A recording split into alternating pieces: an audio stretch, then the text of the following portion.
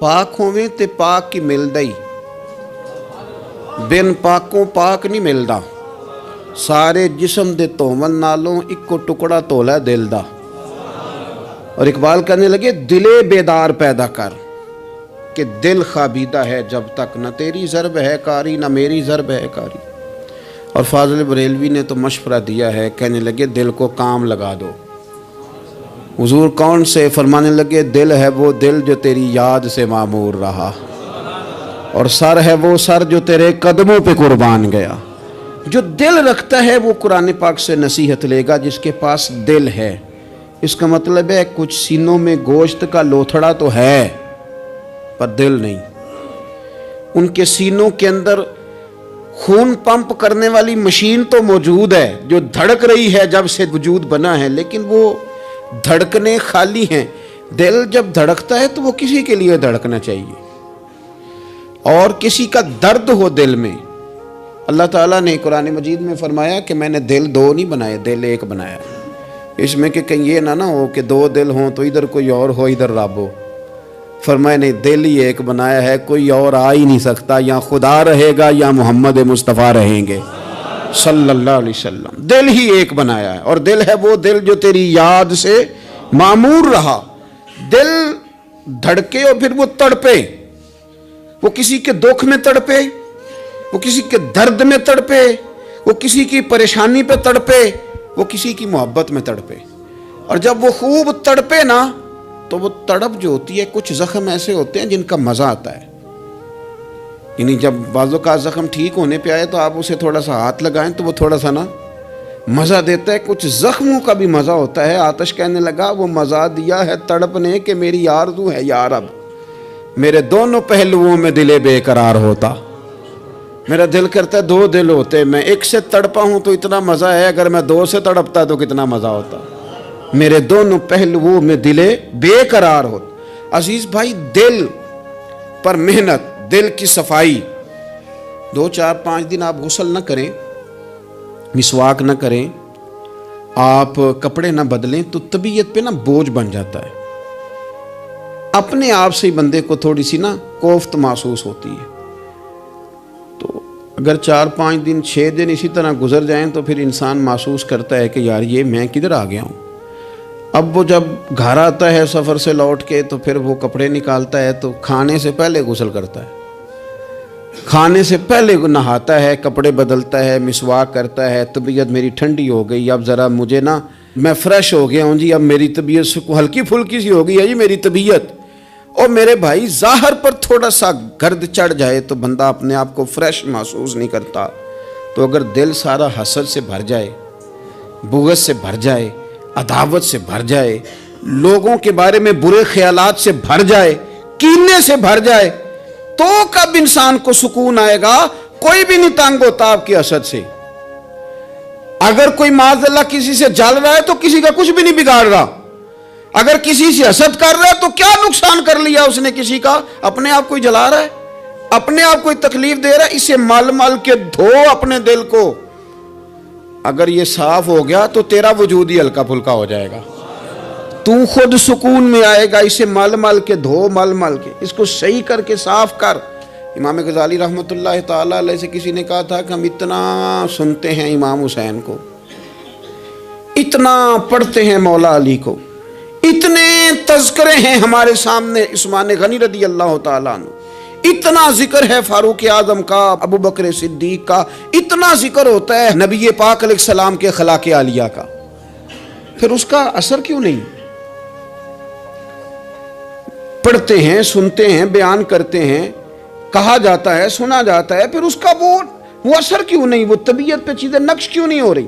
तो इमाम गज़ाली रहमतुल्लाह अलैह फरमाने लगे कि अगर आईने पे गर्द पड़ जाए तो उसमें अक्स सही नज़र नहीं आते, आईने साफ कर लिए जाएं तो फिर उस पे अक्स नज़र आते हैं। हमारे आईने ना थोड़े से गर्द वाले हो गए हैं, दिल थोड़े से ना मैले कुचैले हो गए हैं, तो कोई भी अक्स उस पर चढ़ता नहीं, जितनी मर्जी बड़ी बात सुनने चढ़ता नहीं। मिसाल देते हैं, कहते रोमियों और चीनियों का मुकाबला हो गया था नक्श निगारी का।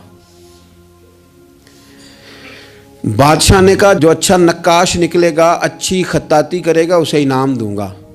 تو رومیوں نے تو بڑے بڑے رنگ منگوائے، تو بڑی بڑی پینسلیں منگوائیں، تو بڑا انہوں نے کام کیا، درمیان میں پردہ تھا، آمنے سامنے دیواروں پہ نقش بنانے تھے، لیکن چینیوں نے کوئی چیز بھی نہیں منگوائی۔ 1 مہینے 1.5 مہینے کا ٹائم تھا، فارغ ہو کے بادشاہ نے پردہ ہٹایا کہ بیچ کھڑے ہو کے فیصلہ کروں گا کس کے نقش و نگار اچھے ہیں، انعام ملے گا۔ پردہ ہٹایا تو جیسے نقش رومیوں کی دیوار پہ تھے ویسے ہی چینیوں کی دیوار پہ تھے، ایک نقطے کا بھی فرق نہیں۔ بادشاہ کہنے لگا کیسے فیصلہ کروں، تم نے کیا کیا ہے، سمجھ نہیں آئی تم نے کیا کیا۔ تو چینیوں سے یہ بھی پوچھنے لگا کہ نہ تم نے کوئی رنگ منگایا، نہ پینسل منگائی، نہ کوئی اور چیز، تو بالکل سیم۔ وہ کہنے لگے بادشاہ ہم نے تو کوئی نقش بھی نہیں بنایا۔ تم نے پھر کیا کیا؟ کہنے لگے ہم نے ذرا مال کے دیوار صاف کی ہے، دیوار کا آئینہ بنا دیا ہے، نقش تو انہی کے ہیں لیکن نظر ادھر آ رہے ہیں۔ میں نے سنا ہے کہ اس کے شبستان سے متصل ہے بہشت، مکی ادھر کے بھی جلوے ادھر کے دیکھتے ہیں۔ سنا ہے اس کے شبستان سے متصل ہے بہشت، مکی ادھر کے بھی جلوے ادھر کے دیکھتے ہیں۔ سنا ہے بولے تو باتوں سے پھول جھڑتے ہیں۔ اگر یہ بات ہے تو چلو بات کر کے دیکھتے ہیں، اگر یہ بات ہے تو چلو پھر بات کر کے دیکھتے ہیں۔ میرے عزیز کہنے لگے کہ وہ نا جناب ہم نے صرف دیوار صاف کی ہے، اتنی صاف کی ہے کہ شیشہ بنا دیا، تو اب ان کے نقش ادھر بھی نظر آتے ہیں۔ تو بس اب بادشاہ خوش ہو گیا، اس نے کہا کوئی بھی نہیں جیتا، کوئی بھی نہیں ہارا، تمہارا انعام برابر کا ہے، تمہیں نقش بنانے کا انعام ملے گا اور تمہیں صفائی کرنے کا انعام ملے گا۔ امام غزالی کہنے لگے چل تو اس طرح کر، روز تو غسل کرتا ہے، دانت صاف کرتا ہے، بال کٹواتا ہے، ناخن بڑھ جائیں تو کٹواتا ہے، کوئی چیز ذرا تھوڑی بڑھ جائے تو چھوٹی کرتا ہے، تو کوئی لباس پورا نہ ہو تو اس کو سیٹ کرتا ہے، تو اس طرح کر ظاہر پہ جو اتنی محنت کی ہے ذرا مال کے دل دھو، انشاءاللہ امام حسین کا فیض بھی نظر آئے گا، مولا علی کے جلوے بھی نظر آئیں گے، حضرت عثمان غنی کی حیا کا عکس بھی نظر آئے گا۔ اسے پہلے دھو لے، پھر تمہیں سیدنا عمر کی عدالت کا فیض ملے گا، حضرت صدیق اکبر کی صداقت کا نور ملے گا، پھر تو دیکھنا تیری طبیعت پہ نبی پاک کے اخلاق عالیہ کا بھی فیض نظر آئے گا۔ لیکن پہلے اسے دھو لے، اسے دل بیدار پیدا کر کہ دل خوابیدہ ہے جب تک، نہ تیری ضرب ہے کاری نہ میری۔ کچھ چیزوں سے دل سخت ہوتا ہے، جو لوگ دنیا داری کی اور فضول باتیں زیادہ کرتے ہیں ان کا دل سخت ہو جاتا ہے، جو ہنستے زیادہ ہیں ان کا بڑا سخت ہو جاتا ہے، اور صوفیاء کہتے ہیں جو کسی پہ ہنستے ہیں نا ان کا تو مردہ ہی ہو جاتا ہے، تو معاملہ ہی ختم ہو گیا۔ اور جو لوگ رزق حرام کی طرف بڑھتے ہیں ان کا دل بھی مردہ ہو جاتا ہے۔ اور اقبال کہتے ہیں جو مشینی زندگی گزارنے لگتے ہیں نا روحانی زندگی سے نکل جاتے ہیں۔ ہم آج کل مشینی زندگی پہ آ گئے، ہمارے پاس انٹرنیٹ ہے، موبائل ہے، آواز کے فاصلے اتنے کم ہوئے ہیں کہ دلوں کے فاصلے بڑھ گئے ہیں۔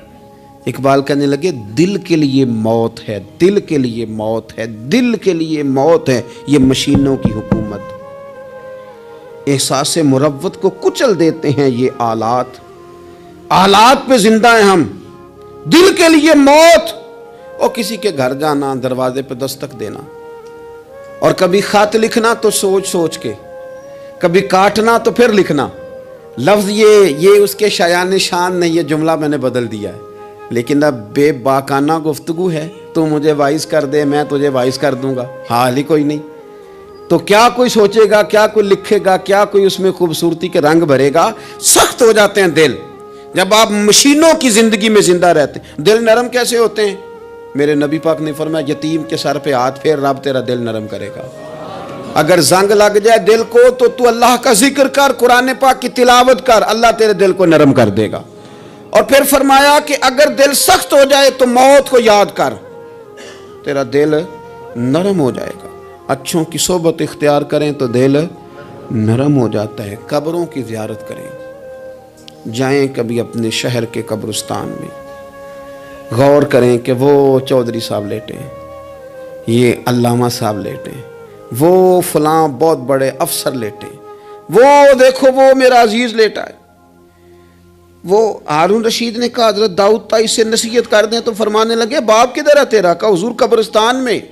اماں قبرستان میں، دادا نانا بڑے بھائی سب قبرستان. فرمایا میں کیا نصیحت کروں؟